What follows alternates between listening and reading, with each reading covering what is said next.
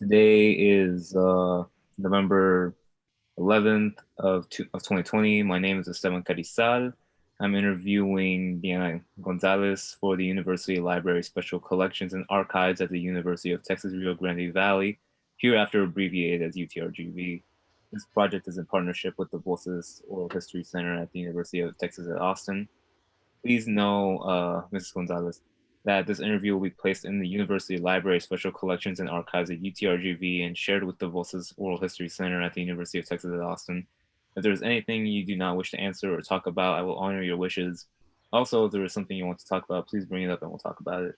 The University Library Special Collections and Archives will archive your interview along with any other photographs and any other documents you're willing to share. UTRGV University Library will retain copyright or non-exclusive right to the interview and any other materials you donate to Special Collections and Archives at UTRGV. Because we are not conducting this interview in person, I need to record you consenting to make sure you agree with our interview procedures before we continue. So I'll ask you a series of 6 questions. Please say yes, I agree, or no, I do not agree after each question. So one, do you give University Library Special Collections and Archives at UTRGV consent to archive your interview and your materials at the UTRGV University Library? Yes, I agree. Do you grant UTRGV University Library Special Collections and Archives right, title, and interest and copyright over the interview and any materials you provide? Yes, I agree. Do you agree to allow UTRGV University Library Special Collections and Archives to post this interview on the internet where it may be viewed by people around the world? Yes, I'm fine with that. Do you grant the University Library Special Collections and Archives consent to share your Zoom interview with the Voces Oral History Center at the University of Texas at Austin for inclusion in the Voices of a Pandemic Oral History mini project, which will include posting the interview on the internet? Yes, I do. Okay, as you recall, we previously filled out a pre-interview form. We use this information from the pre-interview form to help in research. The entire form is kept in a secure Voces server at the University of Texas at Austin. Before Voces sent its UTRGV University Library Special Collections and Archives, we would have stripped out any contact information for yourself or family members so that it will not be part of your public file. The public file will only be accessible at UTRGV University Library. The final 2 questions ask for your consent on what I just described. So, do you wish for us to share the rest of your interview in your public file available to researchers at UTRGV University Library Special Collections and Archives? Yes. On occasion, UTRGV Special Collections and Archives and Voces will receive requests from journalists who wish to contact our interview subjects. We only deal with legitimate news outlets. Do you give consent for us to share your phone numbers or your email with journalists? Yes, I do. Thank you for your consent. Your experiences and stories mean a lot to us at UTRGV Special Collections and Archives. I look forward to what you say in the interview questions I will now ask. Okay, so now this is the questions bit. Uh, and here's my intro statement. So, Diana, thank you for your time. Like I said earlier, your stories and experiences are valuable to us at UTRGV Special Collections and Archives at the Voces Project. Particularly for us at UTRGV Special Collections, we are committed to preserving the stories of Mexican Americans and Latinos from South Texas and the Rio Grande Valley, and those who work closely with these populations during this COVID-19 pandemic. Because you are a healthcare worker revolving around nursing homes in the Houston area and are a mother of three, as well as heavily involved in your family, I know you have many meaningful stories and experiences to share on how COVID-19 has impacted these roles you carry out in your life. Yes. So, so before we actually get to any like the big questions, I guess. We're going to start off with an icebreaker question. So before I ask you about any of the stories that you might be able to share with us, give us a rundown on who is Yana Gonzalez, I guess. Okay. All right. So, um, my name is Diana Gonzalez, and I'm 53 years old, born here in the United States from Chicago, Illinois, first generation. Parents are from Mexico, and came here legally when they were young. I am a single mother of three, Mhm. and have raised 3 children with the assistance of my parents helping me out. I am an only child, Mhm. so therefore I was blessed to have the support of my family to help me through my journey with my three little babies. Um, and I've been in the healthcare industry for a good, gosh, since I was 17 years old, Okay. and have been in long term care for about maybe 16 years. So, very well informed and a lot of contact and close, reliable information from physicians that are good friends of mine, as well as social workers, case managers, and firsthand experience with this pandemic that's been going on. And then also recently engaged as well. So um, it's um, it's been an eye opening. We've never encountered anything like this in all of my years that I've been in the healthcare industry with this pandemic and the, um, I guess, the fear um, of how it can um, contact or infect very close family, dear family of mine, starting with my parents who are elderly now, my fiance who also has comorbidities, as well as my parents, and then of course my children. So it's been it's been an eye opening. Okay. All right, then we'll get started with the first question, and the following seven questions are going to be dealing with your personal understanding of COVID-19 and your first encounters when it first came out earlier this year. So the first question I want to ask you is, when did you first hear about COVID-19 and how did you learn about it, such as like radio, TV, you know?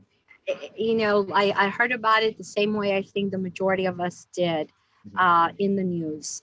Right. And I remember first kind of hearing about it like around the latter part of February and the early part of January of 2020. And how I had kind of seen, and I always watch the news, had seen how things were happening in China. Mhm. But, you know, we've always thought um, that not here in the United States, that everything always happens somewhere else, but somehow we as a nation are have been in this bubble, and so we feel, at least I do, felt that it was over there but not here. When we started seeing those first cases of COVID in the beginning of March, Mhm. um, that's when it started hitting, you know, like, wow, it's spreading from one state to another.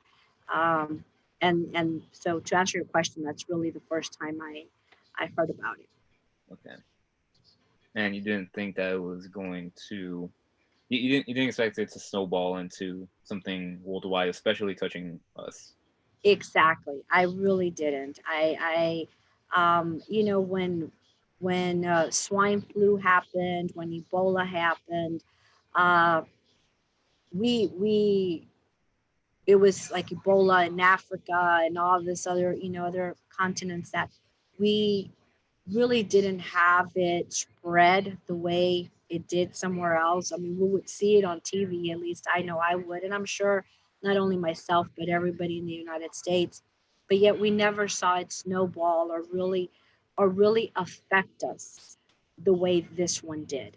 Um, and so that to me, when I saw that, and I'm not going to go out there on a limb and say that I speak for everyone, but I'm sure everybody was taken by surprise to see how it just became, like you said, snowballed throughout the states, throughout the United States. Okay. All right. Okay, so what was your first reaction to the information about COVID-19? You know, hearing statistics and everything like that. Um, well, you know, the first thing is because I do oversee, I'm regional sales and marketing, Mhm. and I oversee nursing facilities um, recently here in the Houston area. As reality really started hitting even more when the hospitals were starting to were shut down. Okay. Um, the whole idea of us going up there, um, socializing, marketing, family members going up there to visit their loved ones. When those hospitals started shutting down, and we were no longer allowed nursing homes as well.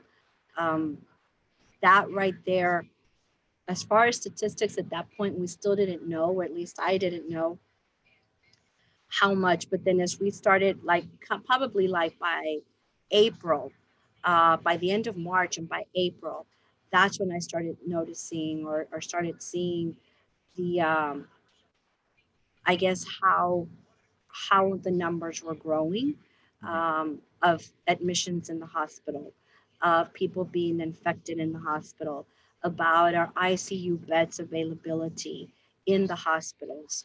Houston is a large area, and so every hospital is assigned an X amount of ICU beds. Um, so in the beginning, the fear was, are we going to have enough ICU beds? Fast forward to now it's, do we have enough healthcare workers to take care of our sick people in with COVID?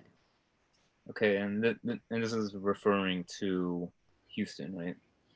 This is referring to Houston, but I do have still very good connection with a lot of social workers, case managers, physicians in the Valley area, Yeah. and so very reliable sources. And to hear from them the staggering amount. Now, keep in mind, in the Valley, we have a handful of hospitals, and those hospitals do not have the same amount of ICU bed availability like, let's say, Houston per se. Hmm.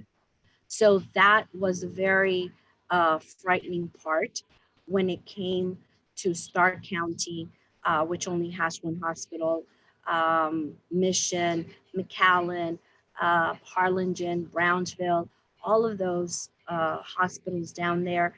It that was the I guess the part that as healthcare workers we were looking at how many beds were actually available.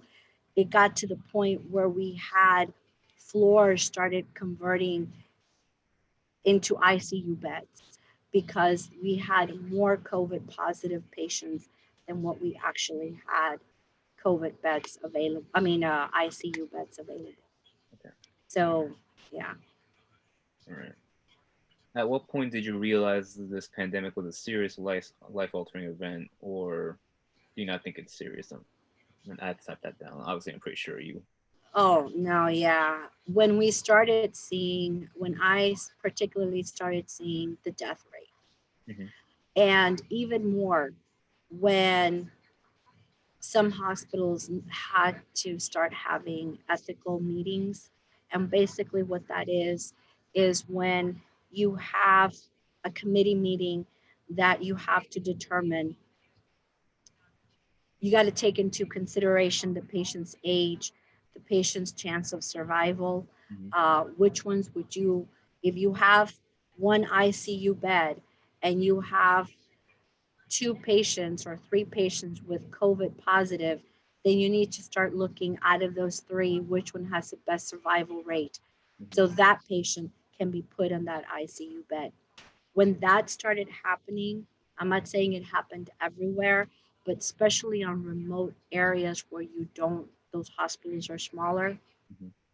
When you started having those type of committee meetings, that's when it really, to me, was a major eye opener. And I was like, wow, this, I mean, this is way over our heads. Um, I personally feel that the government could have done a better job Hmm. in one informing us way before the minute that it started happening. They started noticing. I'm sure at a higher level in the government, they start getting briefed. They get briefed as to what's going on in other countries, Hmm. and if that mortality rate was high in China, um, I think we could have maybe not prevented it, but we could have prevented so many people dying. And even now, we still have not gotten fully control of it. Um, Personally, I can say that in my family, not immediate family members, thank God, my parents, my fiance, and my children are safe. They have not been per se tested positive, but I have had family members that have passed away. Uh, one of them as recent as 2 weeks ago. So I think in total, in our family, we've had about maybe 7 or 8 people that have passed away with COVID. So, over the last few months, what news, media, and social media or other sources do you rely on to keep you informed about coronavirus? What size source of news media? Okay, so I like to watch Good Morning America. Yeah. Um, I definitely like to listen when Dr. Fauci comes on and he addresses, they ask him questions. I think um, we've got to listen to science. We just cannot assume that we know everything. Mhm. But when he comes out and he talks and he comes out in ABC or, like I said, Good Morning America, I do like to watch CNN as well. Um, but those are really my sources. I I know a lot of stuff comes out on Facebook, but sometimes I'm kind of hesitant Yeah. to I won't to touch you. to really turn around and say, oh yeah, that's really what's happening. But I do like to rely on journalists that have a proven track record Mhm. of being honest and truthful, and so I like to listen to them. All right. For merit. Okay. And can you share with me what you understand about COVID-19 as an infectious disease? Likewise, can you share with me what you don't understand? Well, I'm not an expert on it, obviously. Dr. Fauci is, but what I do know it is initially when this first started, there was just 3 symptoms that was very made aware to us in the healthcare industry, which was that the patient had difficulty breathing. Mm-hmm. Um, they they had high fever all of a sudden, and you couldn't bring the fever down. Um, and those were pretty much it, like those two, like difficulty breathing, shortness of breath, and the high fever. What has been, in my perspective, what I've been amazed is how this virus just like tends to mutate. It affects different age groups differently. um, then it started coming out that young children or newborns or babies, they would develop a rash. They would have a fever, but a rash. You would have the 70-year-old who did not have a rash. Then you had the 50-year-old who had diarrhea and nausea and vomiting. Um, it just, that 2 or 3 diagnoses that we thought was the key thing to identify this illness, turned out that that wasn't it anymore. Turned out that you had 8 different diagnoses, or signs or symptoms. Um, so it's not just, at the end of the day, it does affect your lungs and it does affect your breathing, but you may start off with these other ones. And once again, it seems like it affects different age group with different symptoms. And I'm So that's the scary part. yeah, and I'm guessing that's been very stifling to yeah. Yes, it has been. So thank God for our scientists. Thank God for our physicians Hmm. who, those people that are staying on top of that and doing research and testing and all of that, because they're the ones that come down and inform us. Um, what new things are coming out, and for in order for us to kind of keep on the lookout for that. And you know what, and here's the other thing, we have seen patients with zero signs and symptoms, no fever, no difficulty breathing, no diarrhea, nothing, no abdominal pain, yet they're positive for COVID with no signs or symptoms. That is the part that in the healthcare industry we didn't know.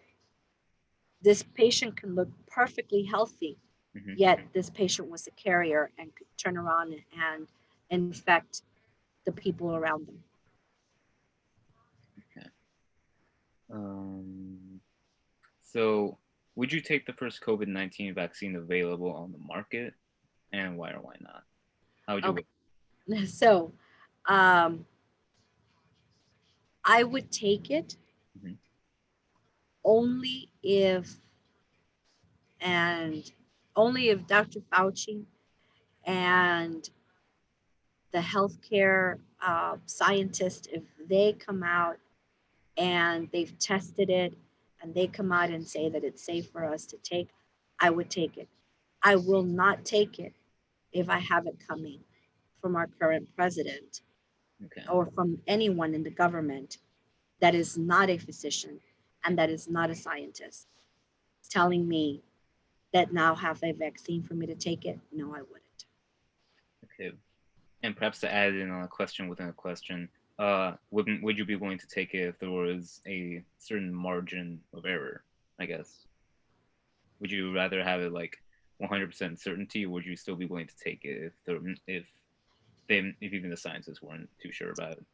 Well, I guess if you have it coming from the FDA, if you have it coming from uh, the scientist, I trust that there would be a very low minimum margin of error, Hmm. and in that case, I would take it.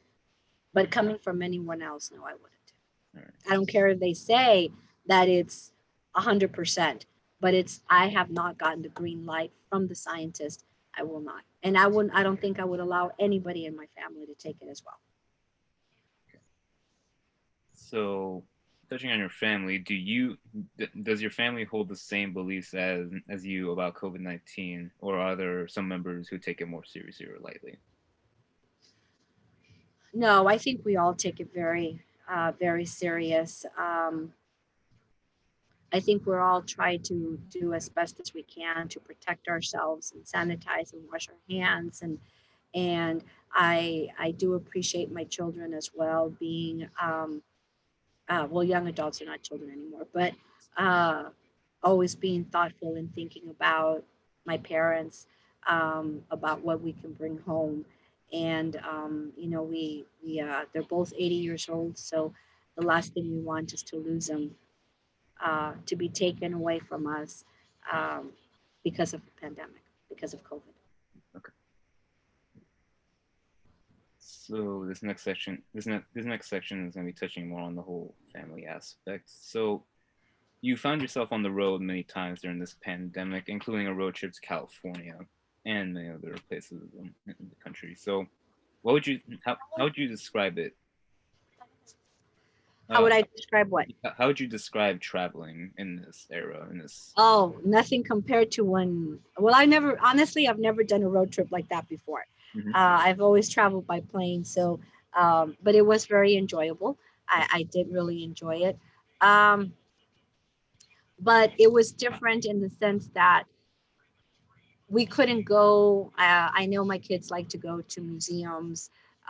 We, attend certain things that are happening. In the past when I've gone vacationing with my children, I normally Google to see what festivals going on or what museums are available. Are there any soccer games, any baseball games for us to attend? Mhm. Well, we couldn't do any of that at all, obviously because of COVID. Um, we had to be, I mean, I took hand sanitizers out the gazoots, took gloves, took, I don't know, like about 50 face masks so we could take them and dispense them and throw them away. Every time we would stop to put gas, we'd get down in the gasoline station. Before we got into the car, I made sure that everybody had sanitized their hands and washed their hands. The other thing too, in preparation to traveling to, each state had like different, um, I guess, uh, regulations. Mhm. So I had to also look into that, making sure like if I went into one state, were we going to have to quarantine? Did we not have to quarantine? So it was having to kind of like really prepare in advance to make that trip. And in one hand, it was really nice because we got to see a lot of nature. And I don't know if if if COVID wasn't there, I don't know if we would have gotten to see all that nature, redwood forest, and all this beautiful nature that we got a chance to see. Yeah. Okay. And touching on quarantine, have you ever felt the need to self quarantine after traveling?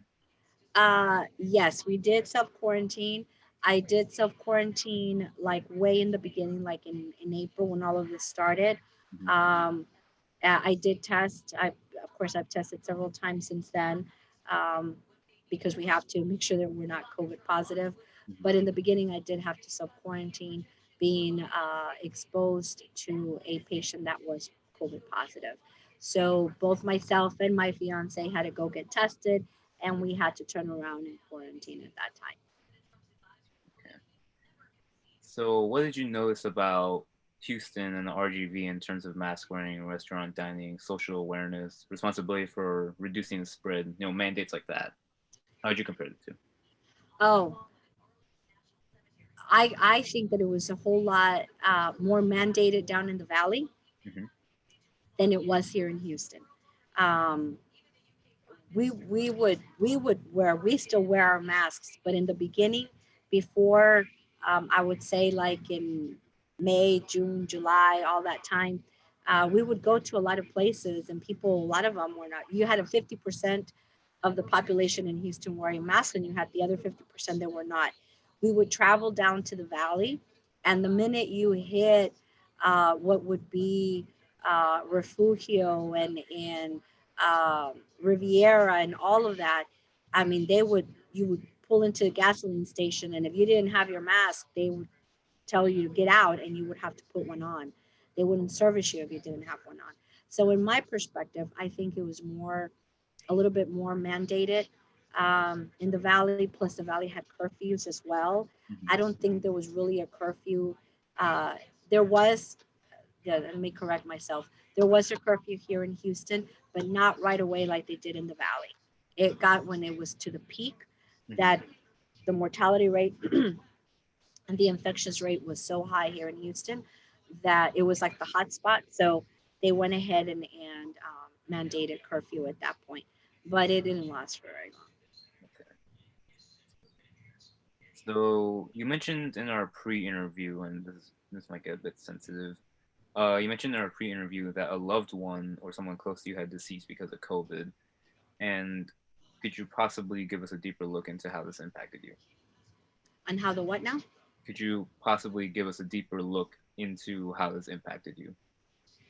Um, well, like I said, they're not immediate family members. Hmm. Um, but they were family members. They were more closer, I guess, to my father because they were his first cousins. Okay. Um, and I could see how, my father was, I guess, more scared, and really hitting closer to home.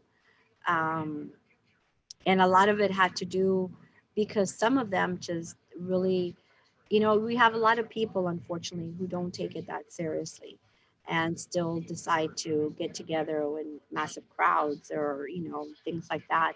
And I think that's actually what happened to one particular side of the family, where the daughter traveled, she went back, and then from there her mom got it and two more of her siblings got it. So that particular part of the family, they lost four with COVID.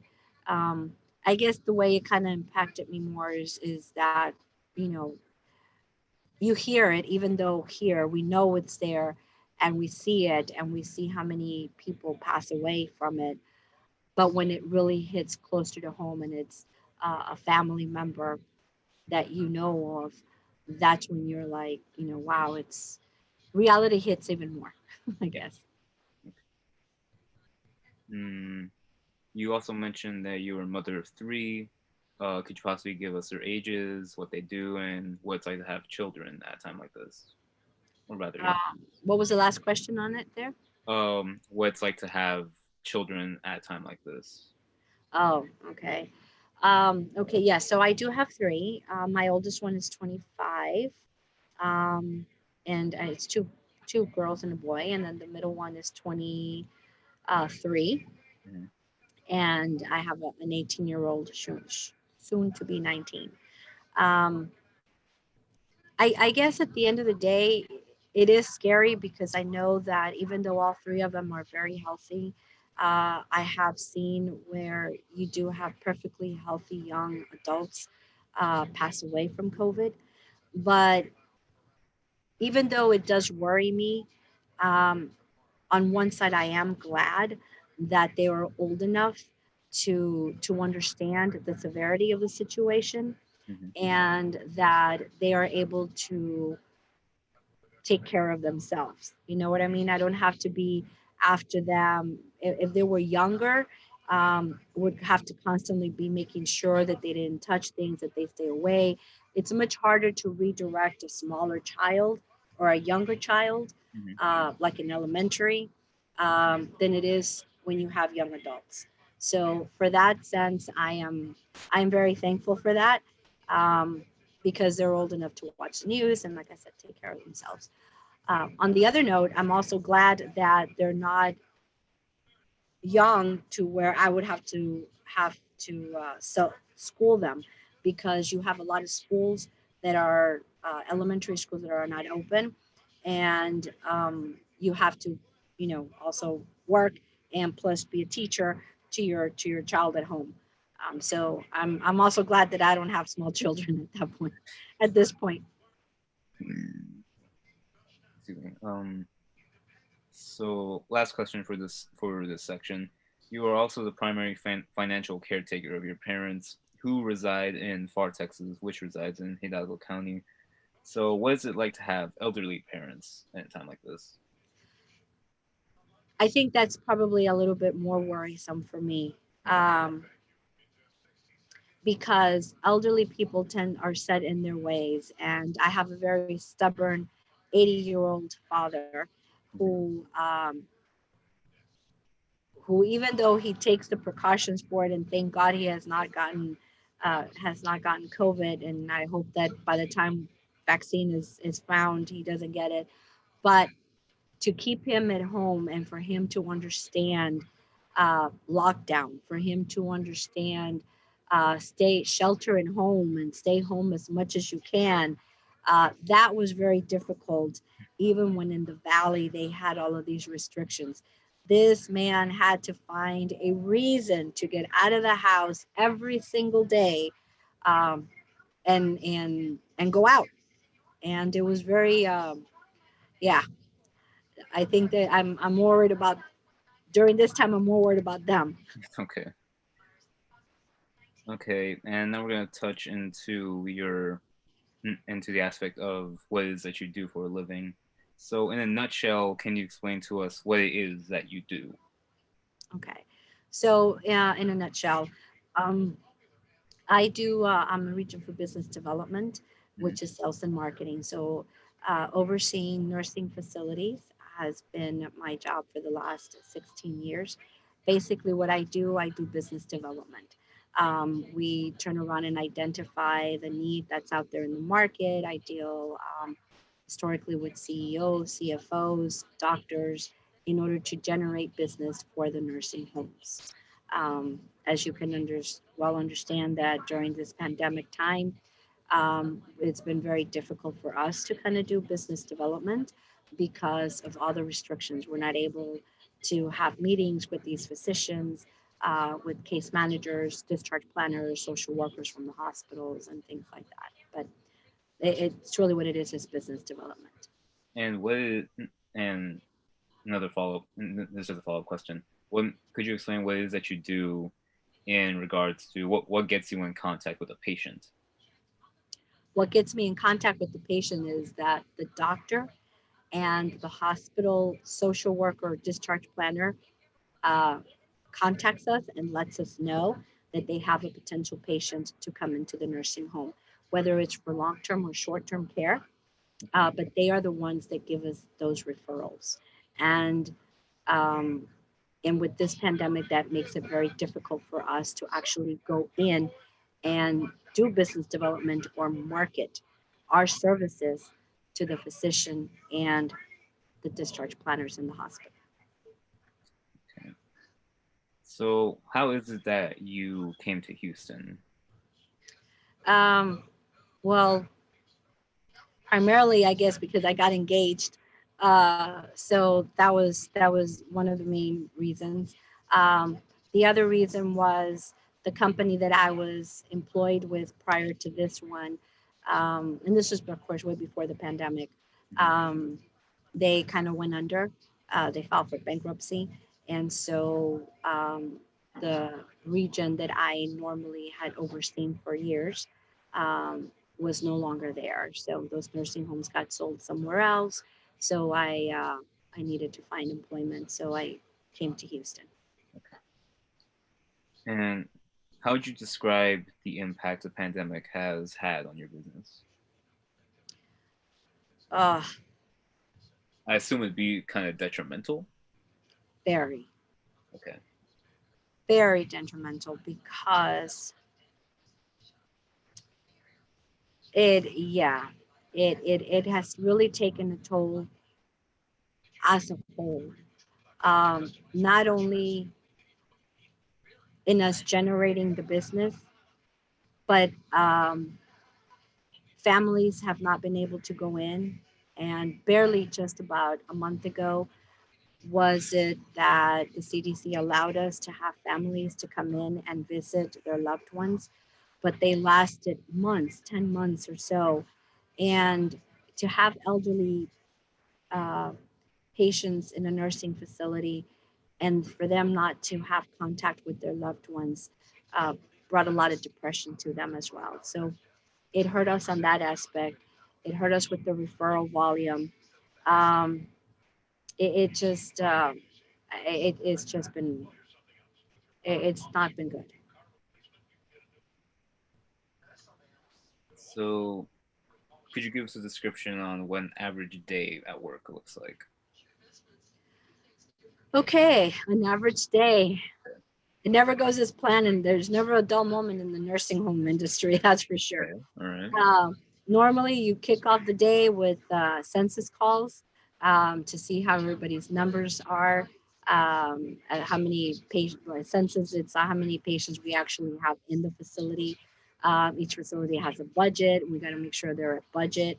Um, and then from there on is following up and following through with the salespeople, making sure that the referrals that are coming in, that we are working them, that we're reaching out to families, that we're able to convince them by letting them know the services that we have to offer in each of our facilities, that we're able to meet their needs, able to take care of their loved ones, and here till recently, give them that level of trust that if they put their loved one in our facility, that even though they're not going to be able to go in there and visit them, that we will be able to take care of them. So that's on a day-to-day basis. That's pretty much what happens. Um, Before pandemic time, it was a little bit more exciting because we would have meetings at the hospitals, meeting with physicians, maybe in services, trying to form alliances with hospitals and chief medical officers at the hospitals with our facilities. But with all of that's happening with the pandemic, that pretty much has been shut down. And so we haven't really been able to do any of that. So that exciting part is not there. All right. And could you give a description for a day that was otherwise unique? Mm. Like, what are you looking for? Like, unique in what? I'm guessing, obviously, COVID 19 related, and I'm guessing the question entails a specific situation that you were faced with. Um, well, in relation to COVID, um, one of my facilities had a COVID recovery unit, and we were able to bring some of those patients in that looked had been in the hospital like for 2 or 3 months Hmm. and probably didn't think that they were going to be able to survive. Yet they came into the facility. We went ahead and continued. that care for them, gave them physical therapy because the longer you are in a hospital bed, the more therapy you're going to need because you're not going to be able just to bounce right back up. Yeah. And we were able to successfully discharge those patients back to their loved ones back home. So I guess if you're looking for something unique, that was nice that we were able to do that. Okay. And have you ever had to deal with the death of a patient due to COVID-19? Yes, uh,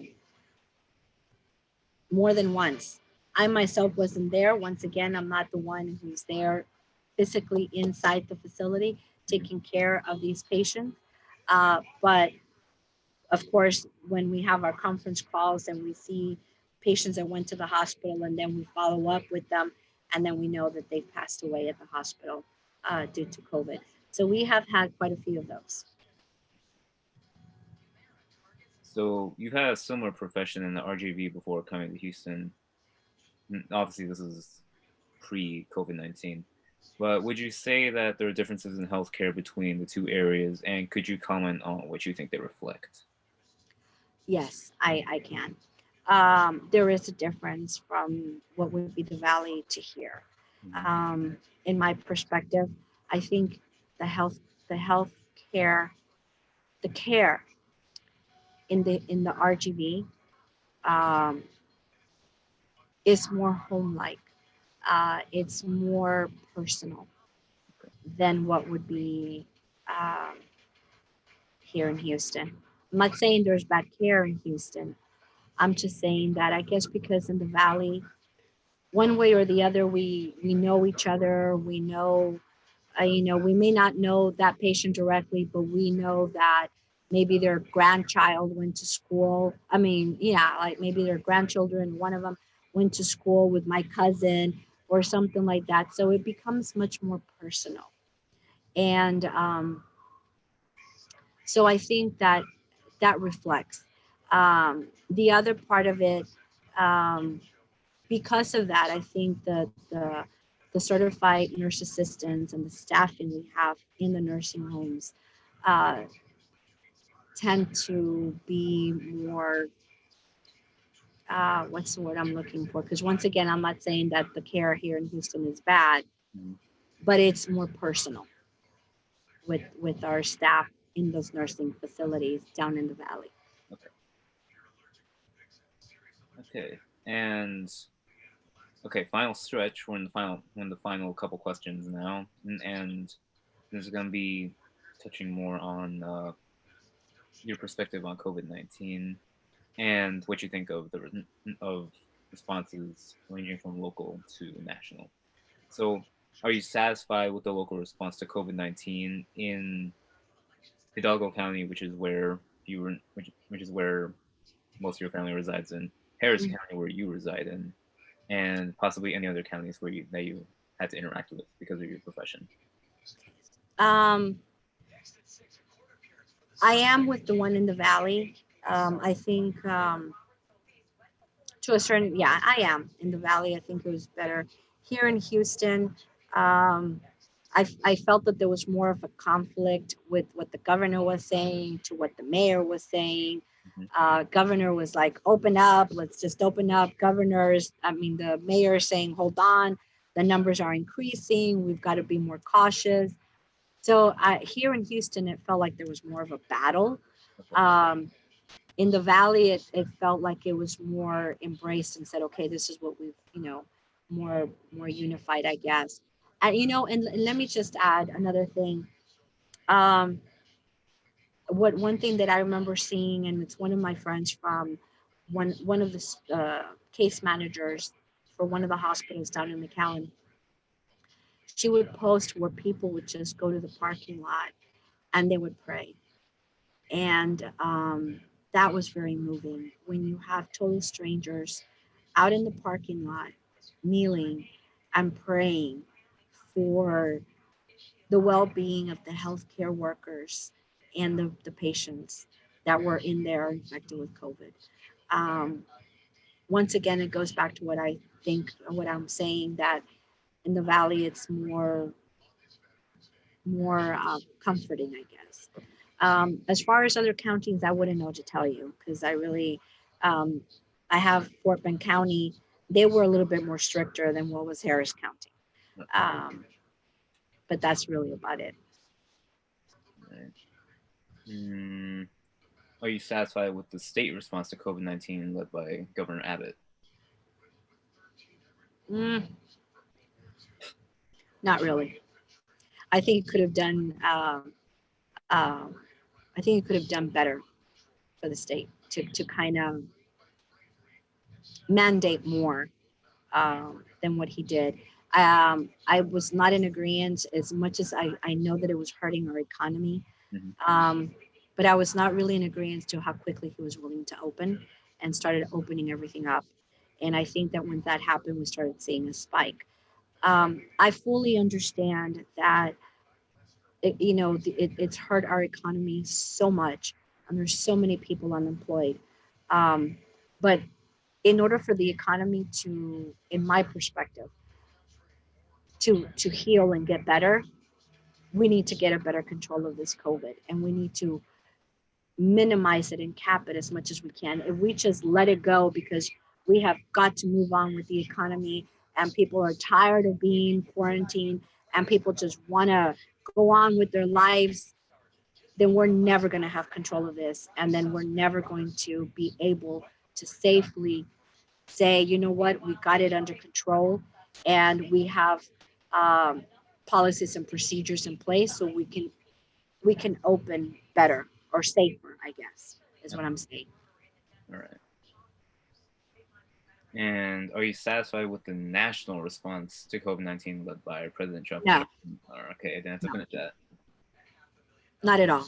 Okay. Not at all. No, no. When you have a president who sits there and he himself does not want to open his eyes and see the severity of what's going on, and see how many Americans are dying, and he's not willing to accept that, no. You know, and let it just be on record. I'm a Republican, Mm-hmm. but because of his inaptitude to deal with this pandemic, um, I just couldn't support him this time. Okay. So, if you had the power to respond to COVID-19, what would you do differently, if anything? I'm pretty sure you'd be able to give something more specific given your profession. Well, I think definitely. I mean, it has to come. Leadership I mean, this type of, how can I put this?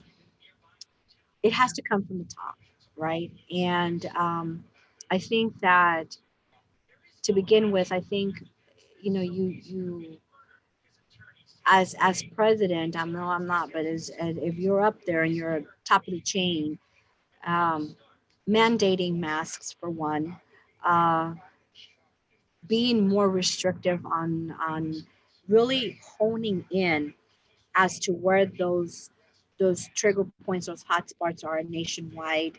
Um, Testing for one, making it we have, a lot of places have now been better in making it to where we can um, get tested and it's more accessible.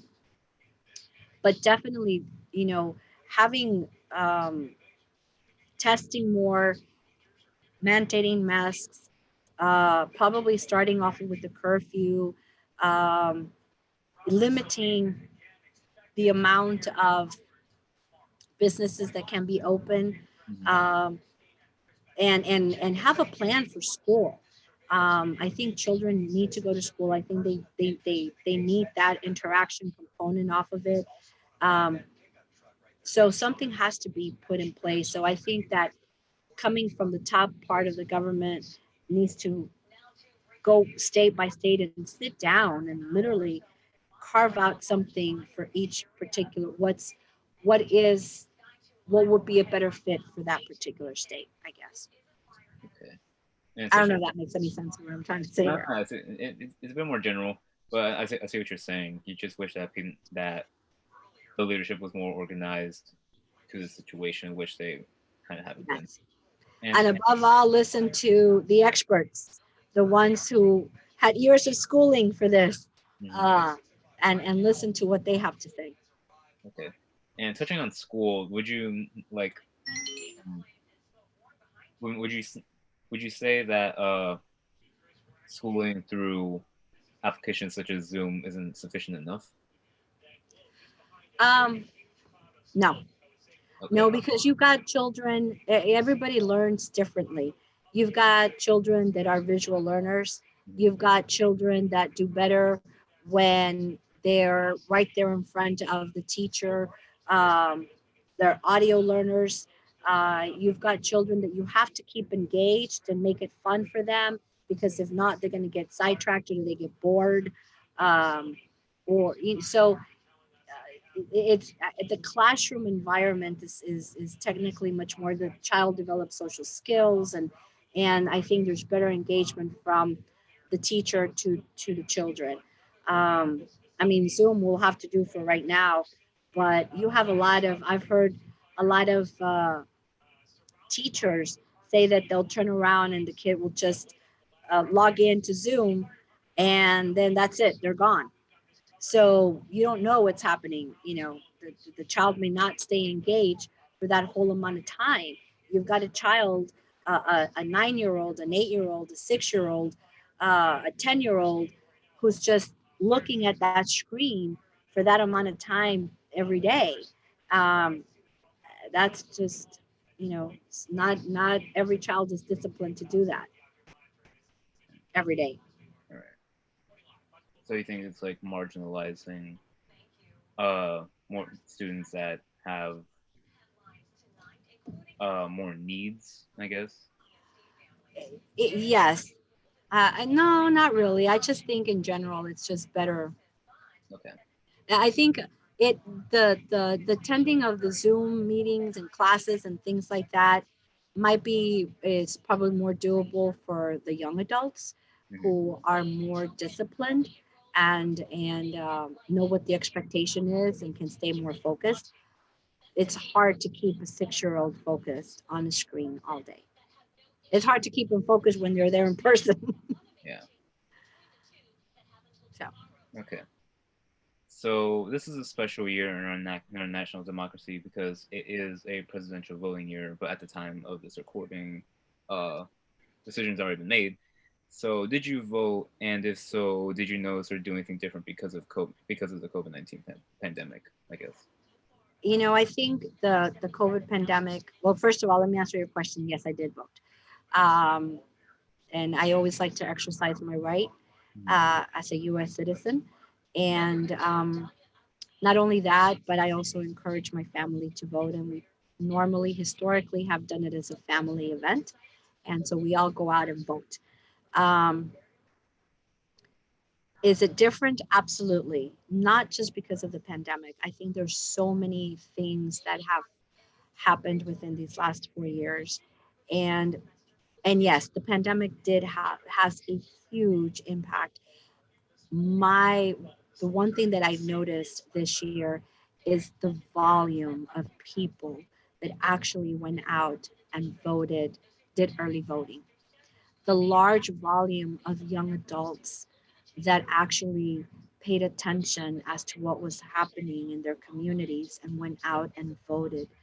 The large volume of senior citizens that made it a point to go out there and vote.